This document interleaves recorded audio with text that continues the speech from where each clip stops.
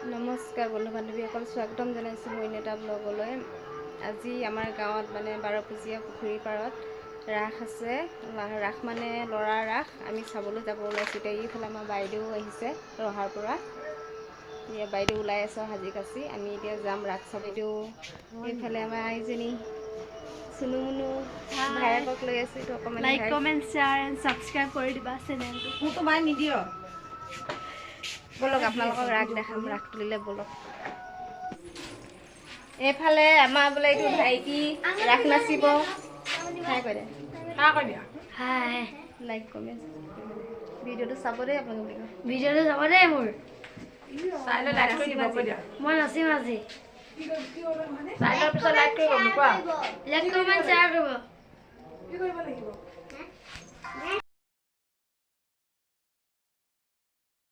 আমি এতিয়া ৰাসতলী পালোহি। আমি ৰাস চাবৰ কাৰণে ওলাই আহিলোঁ ঘৰৰ পৰা। এয়া আমি ৰাসতলী পাই গ'লোহি। এয়া মানুহবিলাকো আহিছে আৰু ঘৰৰ পৰা সকলো ৰাস চাবৰ কাৰণে। এটা দুটাকৈ মানুহ আহি আছে। এইটো আমাৰ বৰ নামঘৰ। এই নামঘৰটোতে ৰাস হ'ব। আকৌ এবাৰ কৈছোঁ, ৰাসখন ছোৱালী নহয় কিন্তু ল'ৰাৰ ৰাসহে দেই। ল'ৰাৰ ৰাস চাই কিন্তু বহুত ভাল লাগে। আপোনালোকে ভাল পায়নে বাৰু ল'ৰাৰ ৰাস চাই? মই হ'লে ভাল পাওঁ।